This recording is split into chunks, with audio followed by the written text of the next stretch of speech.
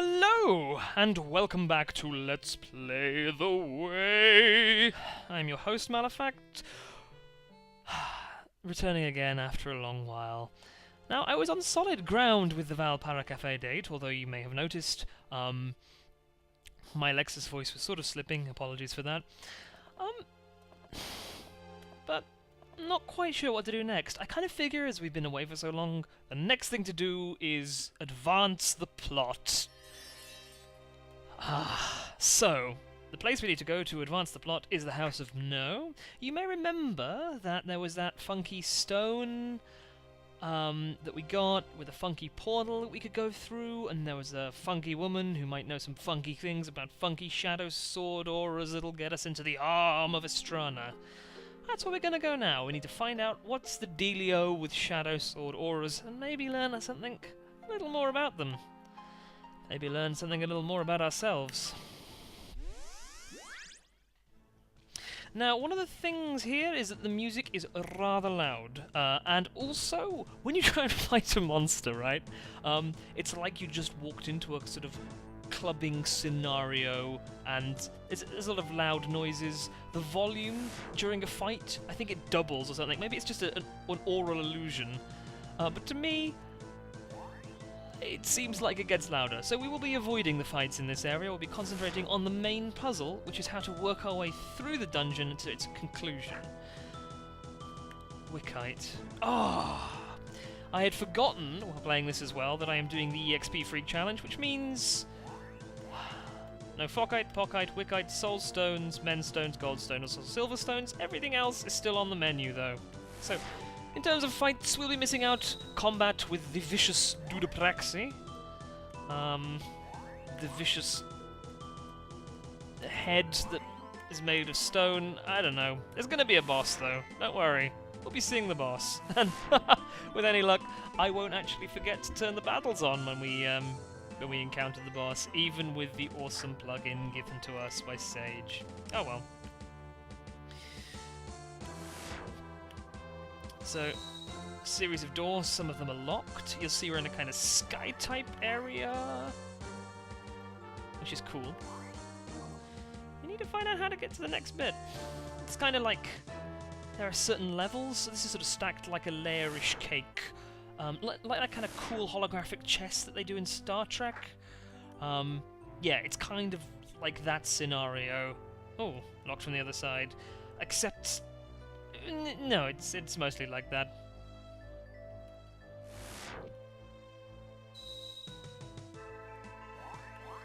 Ain't nothing but blue sky. Not for long.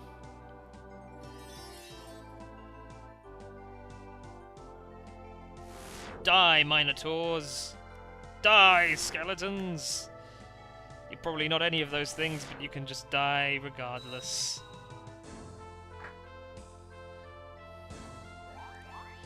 Heartstone, we could probably... Are we saving these for something? Yes. Yes, we are saving those for something. We've probably got a couple spare, but let's just stick one in. Locked from the other side. Okay. So that's a red lock. Ah, that's also locked. It's a grey lock. Seems like this is the corridor of locked doors. A Lel rock. That's not locked. I locked my rock with a red lock. Now I'm a sock. Sorry. Coming up with rhymes. Not my forte. Clearly. Ooh, beefier Minotaur. Chests. Chests filled with things we cannot equip. So there is going to be quite some significant story/plot included at the end of this dungeon as a reward for our hard efforts and travails. But it's going to be a while before that happens. First, traverse this place.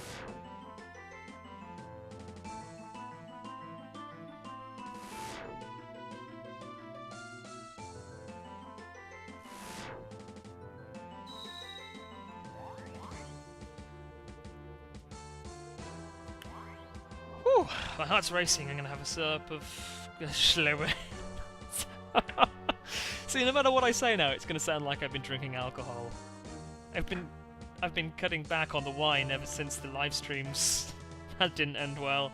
I'll be eating toilet paper and sticking forks up my nostril. Nobody wants to see that again. It's got a green lock on it. No! I have no key.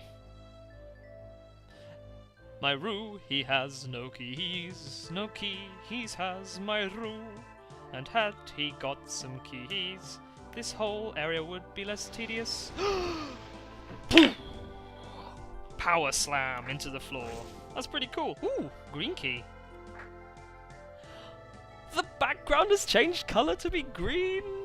I think that's really cool. Right, we got the green key. We were just at the place where green keys were in high demand.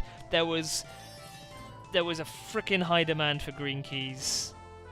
So let's just get over there, make it happen, seal the deal, close the accounts, book it to Business City. Oh no. Everybody's missed this style of commentary.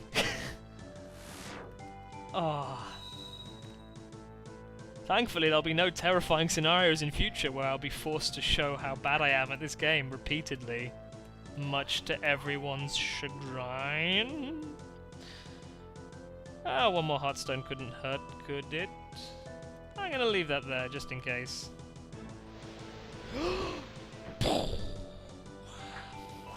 Ooh, red key o'clock. No, I don't need to save. Caution.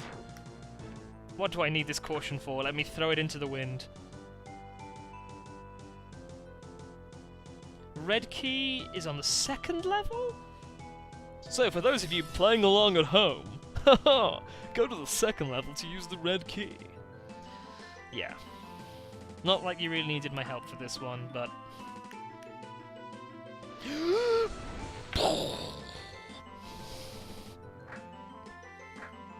Ooh!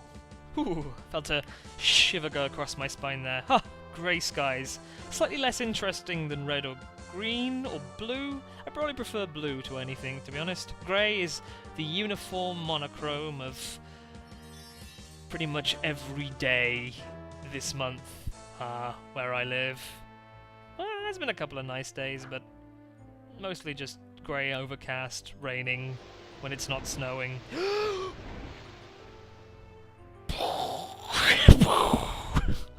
Can't hold my breath for that long, Roo. Give me a break. Right, better save. Do we have time for a boss? Yeah, we got time for a boss. How hard could it be? How loud could the background music be? Nobody knows.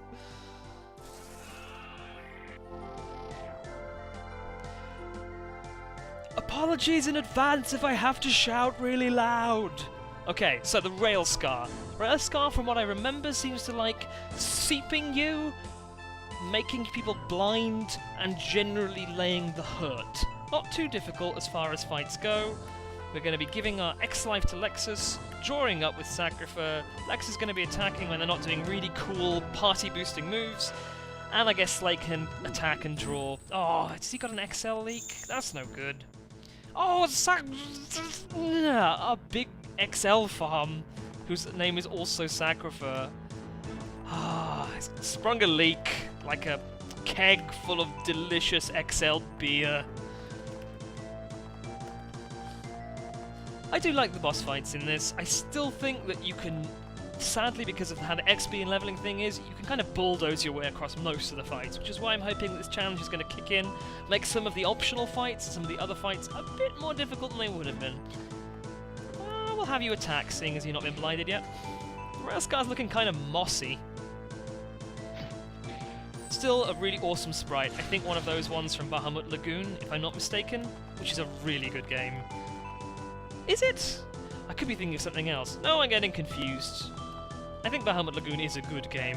It's one of those ones that I started. It's one of those kind of Square Enix RPGs for the SNES in that glorious area where they were just releasing so many.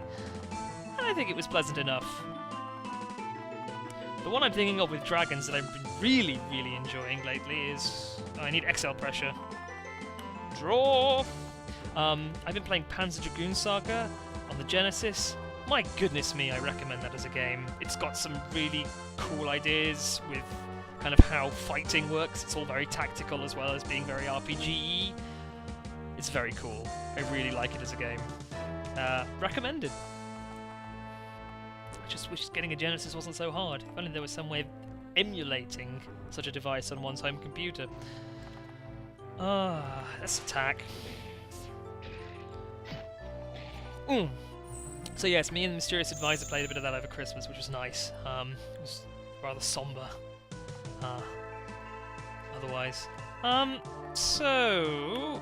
This, I think, if you're suffering a status ailment and then Sacrifice takes a thing that stops you from getting the status ailment should go away, right? I think.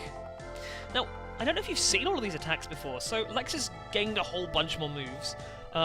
Mistreated, which we've known from Chloe's attack, which does the damage depending on how much damage you've taken. And Lexus also got all these moves that now help the party along. Once you've built up enough XL, they kind of really push all the other moves. So probably XL Oasis is the one to go because it gets everybody an extra XL, and I think this includes Lexus. And then they've got Wellspring, which gives everybody HP, and it's all very cool. So once you've got the gears turning, you know, you've got Sacrifa with all of the cool Sacrifa things, whatever Sacrifa does, and all the, you know, the guards and stuff. You've got Lexus laying down the moves for the party, and then you've got Ruin Slade just hitting people. It's a very nice combination. Something else that you should hopefully see soon as well is that we should get some combination moves from both. Oh, Lexus uses XL when they attack, don't they? Let's defend. Oh, there we go. Lexus Rue flashes up on the screen, which I think means it's boosted because of the relationship between Lexus and Rue. Oh man, I should have taken the thing that stops me from going into a coma. Oasis first, then other stuff.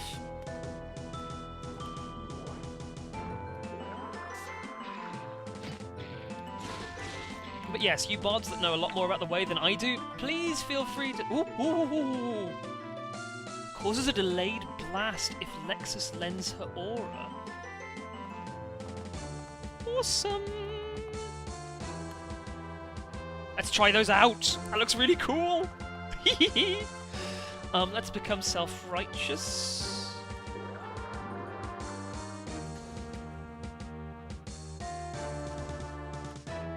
That didn't really work out, did it? I shouldn't have tried to feed each aura into another at the same time. Never cross the aura streams. Let's try that again.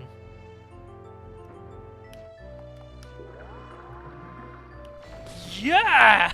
Oh my goodness! That's a Laura damage, folks. Oh, I'm gonna keep trying that for a bit. I've never seen that before. It never really worked when it was on my playthrough, I think because of some sort of glitch. Maybe this was playing it before it got patched or something? I don't know. It's pretty awesome. I wish Sacrifice wasn't in a coma though. Our main healer's dead.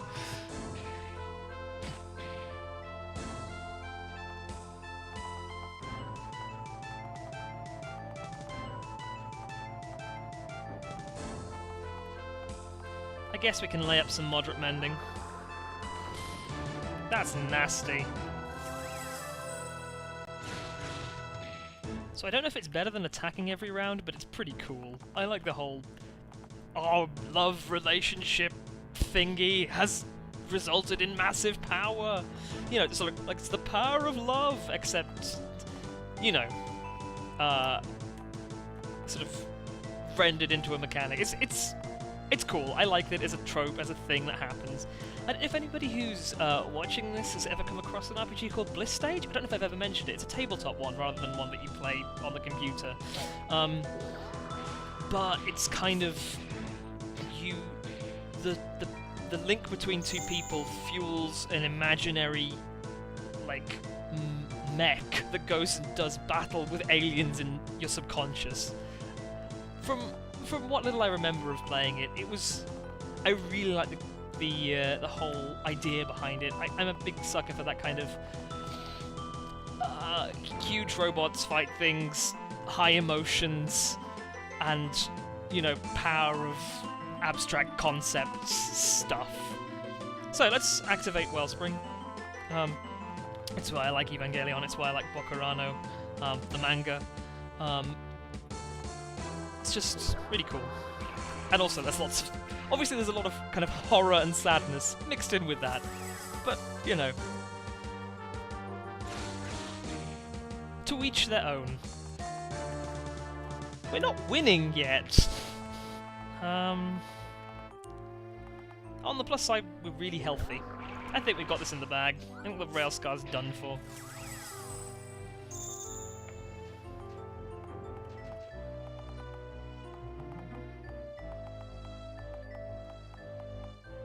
Nothing that's stopping the coma there. Probably should have got at some of the shielders. I guess we could win some smile ourselves? Oh no, let's turn on Spring for Lexus as well. The only thing with that just heals Lexus.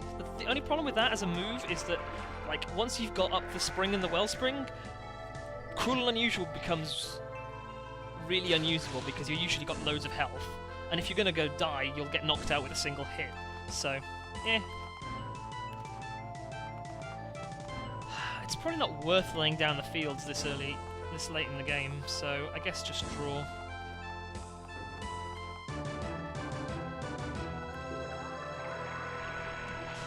Look at all of those.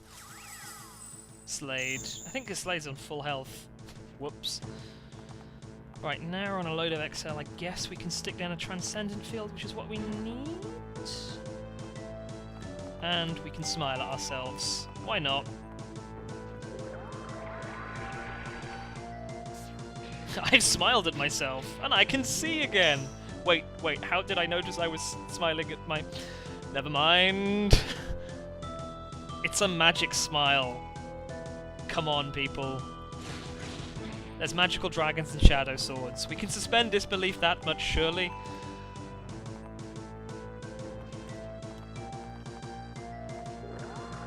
Oh, the cool thing about the Wellspring means that Outer Darkness is a lot more likely to hit, like it is now. Way! We killed it with Outer Darkness. That's very cool. Time for plot! Can I voice this person? Well, let's have a go at it. Who are you? Is it you? Oh, of course you aren't him. It doesn't matter what your face looks like. Just kill me. I'm not afraid anymore. I've been afraid for too long. I'm not gonna kill you. I need the information first, at least. Why would you think that we would want to kill you? I mean, why would you think that? It's not like we habitually murder people or have scared lots of people and such like that. Anyway, you are strange. Always changing. Always changing? Well, I guess we've changed our minds a couple of times. Ah, that's useful. Can you point us in a general direction of this person, or is this an oblique reference? Few hundred years, blimey! I don't think so. Yeah, it sounds impossible, doesn't it? But that's the first thing you should know about shadow swords. Those who possess them do not age physically. Something we've learned about shadow swords. Fact 1. Those who possess a shadow sword do not age normally. This will help us unravel some mysteries. Are you saying that they are immortal? Not quite. They can still be killed, but not easily. Like vampires. What makes them so flaming powerful? Fact 2. Shadow swords are the best things at absorbing auras. But not just your little shavings of auras, not your aura zest. Full, whole auras. right in the mouth. Oh, Rue. Where do the auras come from? I don't know. What's the most plentiful source of souls? People. People. Soylent auras are people. And the more people the Shadow Sword kills, the more powerful it becomes. Did Sacrifice used to have a British accent? Let's assume that that was always the case. Oh, fact 3 about Shadow Swords. They don't have to kill, they just have to be around at the time of death. Huh. Ah, my personal choice of victim is spicy with a hint of self-remorse. Light on the murder. Do you ever get the feeling that Lun is using Rue sometimes as a mouthpiece for kind of self-doubt about the fantastical elements in the storyline? I don't know.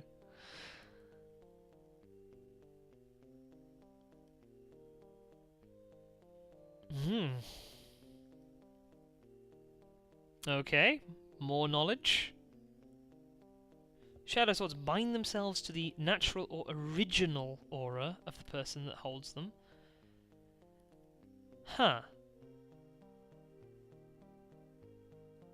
That sword absolves other auras, it binds itself to them as well. So the sword is linked most closely to person 1. Did you hear that as well? I can hear kind of freaky distortions. I'm starting to freak out just a little bit. I hope it's not the game. I hope it's not the game doing this. But as the sword absorbs other auras, it binds itself to them as well. These connections are very weak compared to the connections made with the original. But more...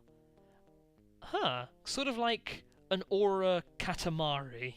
As you go along, you roll up other auras, and then the stuff binding everything else together gets a bit weaker. It kind of falls apart. No, not really like a katamari, like when you're rolling up, let's say, a meatball or a bean burger, and you're rolling it up, and then the bigger it gets, it kind of falls apart after a certain time. Or like a sandcastle, that kind of thing where the internal consistency, sort of, the center cannot hold the mass of stuff around the outside after a certain point.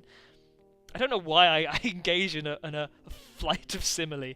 It was probably clear enough from reading the actual text. So after a certain time, snap, and then the other auras rush into the opening. That's not good. That sounds very bad. So there's a big sort of free-for-all brawl about who gets to be best buds with the Shadow Sword, and that kind of takes its toll on the original user. Lance! That's freaky!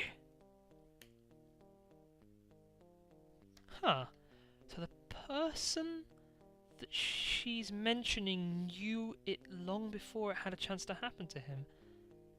Looked for a solution and found one? Do we know anybody else with a Shadow Sword that did that? Hundreds of years old. And he wouldn't talk to us. He would only destroy us. Interesting. Not very helpful, but interesting. Do you know of the aura that surrounds the Phantom's Edge? Is it being generated by a Shadow Sword? So it could be a Shadow Sword, or artificially by some other means. Jury's out, and Alan is a lawyer. Staffordshire? Yes, we want to get into the tower. We want in. Flaming fires, how would you know? No one's ever been inside. There could be a big fat rat in there, dressed in a clown suit, juggling a dozen kiwis while wearing a blindfold. You never know. Midian. I like you, Midian. I wish that was the final boss. Although clowns don't really pose a threat to us anymore. I think that's just the fact that we made the sky grey. So it's a building that never ages either. But it must be meddled with. There's a lot of truth in that final cell. We're gonna find it.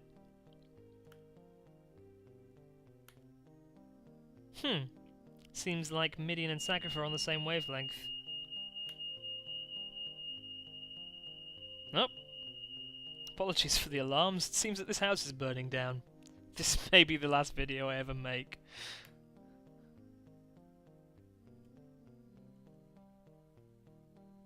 Huh. So you're gonna help us? Lost City Key number 1. A mining facility. If we go down, we can go under the aura, kind of like the Great Escape. Except, unlike the Great Escape, there's a terrifying monster under the ground. Ha! Sounds like hell. We better pack a lunch. Yeah, we're not going to be fighting that kind of a monster anytime. At least, I hope not, right? So this ends one of the final, actually, segments of plot that we're going to get to see in episode 6, but that's alright. There's still plenty more to do, just not necessarily directly related to bringing the story to its final conclusion. So, next time we're going to do some of that, some of the extra stuff, while you ruminate on what's up with Shadow Swords, and what's up with us. Until next time, it's been a pleasure. Ciao.